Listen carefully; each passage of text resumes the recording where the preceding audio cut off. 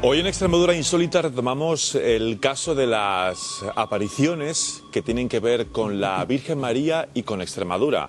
Vamos con el segundo capítulo de esta historia, que en esta ocasión nos acerca, como siempre, José Manuel Frías. Buenos días. Hola, buenos días, Juan Luis. Hoy de nuevo apariciones marianas. Exacto. Aquí en la región, porque sabemos que hay muchos seguidores, muchos fieles de la Virgen que pueden estar viendo ahora mismo el programa. Y vamos a comenzar, si te parece, con la Virgen de los Antolines, que apareció en una encina. Sí, la verdad es que es una historia curiosa que sucede en Galisteo, en Cáceres, y bueno, tiene que ver con una encina, un tronco de una encina partido. O sea, hay un pastor que está con su ganado en mitad del campo, se encuentra con ese tronco, y cuando se asoma a esa parte que está partida por la mitad, se encuentra con una figura metálica femenina que él en un primer momento no la identifica como la Virgen, piensa que es una pequeña muñeca, por lo tanto se la lleva a casa, se la enseña a su esposa, pero fíjate que curioso, a la mañana siguiente esa figura había desaparecido y cuando el pastor regresa al mismo lugar, a la zona donde estaba ese tronco, se la encuentra de nuevo, o sea, había desaparecido de la casa para aparecer en ese lugar originario.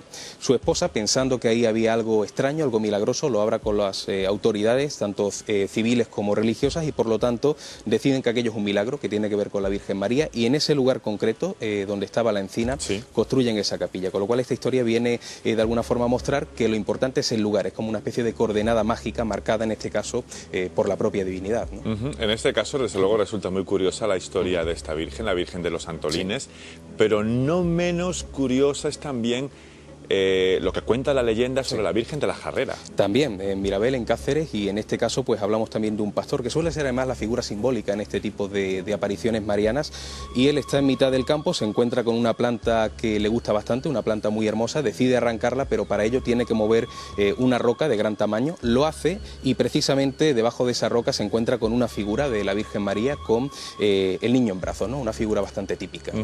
Este hallazgo se consideró en su momento como un milagro, ¿no? Sí, la verdad es que la gente pensó que era algo milagroso, que era una forma de que la divinidad se apareciera para intentar favorecer al pueblo, con lo cual deciden erigir una ermita. Pero fíjate qué curioso, retomamos otra vez lo que decíamos antes, hacen la ermita en un lugar diferente, o deciden hacerlo al de la aparición original, o sea, unos cuantos metros de lo que es la zona original. Y cuando están los obreros haciendo la construcción, las herramientas desaparecen y aparecen en el lugar originario de la aparición, como si de alguna manera esa divinidad estuviera marcando o diciendo que ese lugar concreto debe ser el que debe de tener de alguna manera la ermita construida. Efectivamente lo hacen así, dejan tanto la imagen como la ermita en lo que es la finca de las Jarreras, que de ahí toma el nombre, pero fíjate, en tiempos ya más recientes se ha trasladado a lo que es la iglesia parroquial, al propio pueblo, y de momento no ha desaparecido, sigue allí. Sigue allí, ¿no? Sigue allí. Allí seguramente muchos fieles van a rezar a su Virgen. Vamos ahora, si les parece a todos ustedes, si te parece, José Manuel, a trasladarnos hasta Plasencia, con una Virgen que por otra parte es muy conocida, que es la Virgen del Puerto. Exactamente. Una Virgen que también tiene como protagonista un pastor que de pronto llega muy alborozado al pueblo diciendo que se le ha aparecido a la Virgen y que él puede decir el lugar exacto donde se ha aparecido, digamos, donde se ha dado esa especie de prodigio extraño. Y bueno, tuvo incluso que decirlo 3 veces, tuvo que avisar 3 veces de ese suceso porque la gente no le hacía caso hasta que finalmente le creyeron. Él lleva a toda la población a ese lugar concreto y efectivamente descubren que en ese sitio donde se había aparecido esa divinidad, esa fuerza especial luminosa, hay una imagen de la Virgen enterrada, y precisamente esa imagen es la que se convierte pues casi en una especie de objeto de devoción del lugar. Ahí se erige una ermita y es conocida desde ese momento como la ermita de la Virgen del Puerto. Esta no es la única aparición mariana que tiene como protagonista esta zona del Valle del Jerte, hay más. Sí, una que tiene relación con una curiosa aparición, en este caso de una iluminación extraña, ¿no? Estamos hablando también de la zona de Plasencia, y tendríamos que remontarnos al siglo VIII, cuando en la batalla de Guadalete, con esa derrota de los cristianos, lo que deciden precisamente estos cristianos hacer es huir desde el sur hacia el norte, y por lo tanto llevaban consigo sus imágenes. ¿Qué es lo que ocurre? Por ejemplo, en el caso de los creyentes portugueses, concretamente de Lisboa, cuando pasan por territorio extremeño deciden ocultar bajo tierra sus imágenes, las que llevaban con ellos, para de alguna manera protegerlas de los árabes hasta que terminara todo el problema en el que estaban envueltos. Bien, siglos después hay un cabrero que está por la zona de Valcorchero y descubre un resplandor, una luz extraña en mitad del campo, y bueno, ese hecho se repitió tantas veces que finalmente fue a contarlo a las autoridades religiosas, ¿no? De que había visto una luz que no tenía explicación ninguna.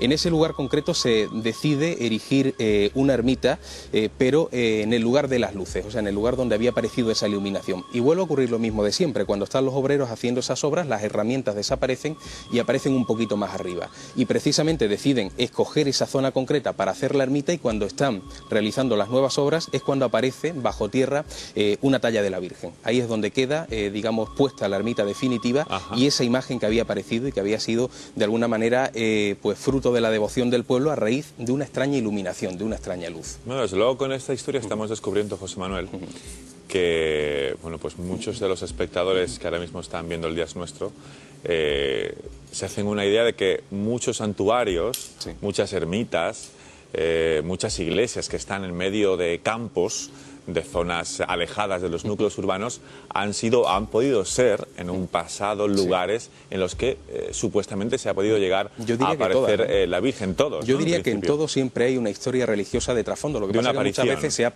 exactamente una aparición mariana. ¿De una Virgen o de un santo incluso? Sí, ¿no? Normalmente de una divinidad, sea cual sea, ¿no? Lo que pasa es que con el paso del tiempo se ha ido perdiendo esa información, pero en gran parte de las ermitas que existen sí nos ha llegado por lo menos una tradición oral. O sea, normalmente, casi en un 99% de los casos donde hay una ermita, hay de trasfondo una aparición mariana histórica, antigua. Es curioso. Ahora sí, los espectadores del Día es Nuestro que nos estén viendo desde la zona de Vegas Altas, la comarca de Vegas Altas, en la provincia de Badajoz, les sonará mucho seguro la Virgen de las Cruces. Sí, por supuesto, también muy conocida. Hablamos de finales del siglo XV, una mañana del 12 de octubre, con un cielo totalmente cubierto, tormentoso, y un pastor, de nuevo la figura del pastor, en este caso muy joven, Bastián, que estaba pues paseando a sus cabras. Esas cabras empiezan a inquietarse y él llega a pensar en ese momento incluso que hay algún lobo que de alguna manera está acechando, ¿no? Porque las cabras se quedan inmóviles y él intenta increparlas, pero no se mueven, ¿no? De pronto, cerca de una fuente descubre de nuevo un resplandor, ¿no? De nuevo esa figura extraña, una iluminación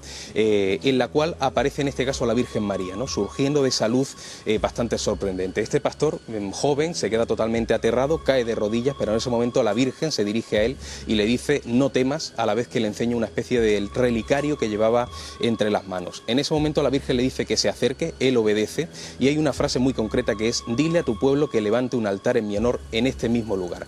Esa iluminación desaparece la Virgen, y por supuesto este pastor, haciendo caso a ese mandato que había ofrecido a la Virgen, va al pueblo y comenta exactamente lo que le había sucedido. ¿Y qué pensaron entonces los vecinos? Bueno, la verdad es que le creen, porque bueno, él va totalmente apasionado con esa historia, y porque además esa claridad que había aparecido, esa iluminación se sigue manteniendo, se aparece numerosas veces en el mismo lugar, y por lo tanto deciden erigir una ermita. Y de nuevo nos tropezamos con la misma historia.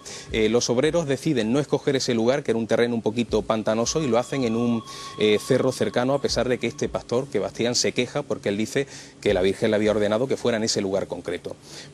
Realizan la ermita, se construye, se introduce dentro una imagen de la Virgen que curiosamente anochecía en la ermita, pero aparecía por la mañana justo de pie, como si estuviera de alguna forma colocada en posición vertical en el lugar donde se había aparecido esa imagen mariana, ¿no? Con lo cual las autoridades religiosas descubren o se dan cuenta que la ermita no debería de estar en el lugar donde estaba, sino en el lugar de la propia aparición o de la luz extraña. Con lo cual deciden hacer una nueva ermita, en este caso gracias a la donación testamentaria de doña María Cortés Carvajal, el 8 de mayo de 1507, y ahí es donde se erige la ermita, esa ermita que sería conocida como Ermita Nuestra Señora de las Cruces, precisamente porque esa imagen de la Virgen le había enseñado una serie de cruces en su mano. Pero pasaron más cosas en esta ermita, ¿no? Algo bastante curioso, y es que en la época de la Guerra de la Independencia, aproximadamente entre 1808 y 1814, como ocurrió en numerosas localidades, las ermitas fueron destruidas. Y concretamente en Don Benito, de todas las ermitas que fueron destruidas, la única que se salvó,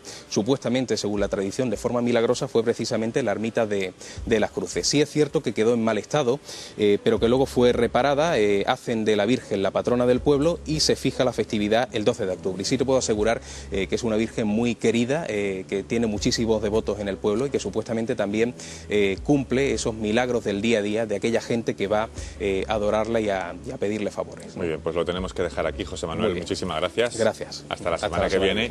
Y todo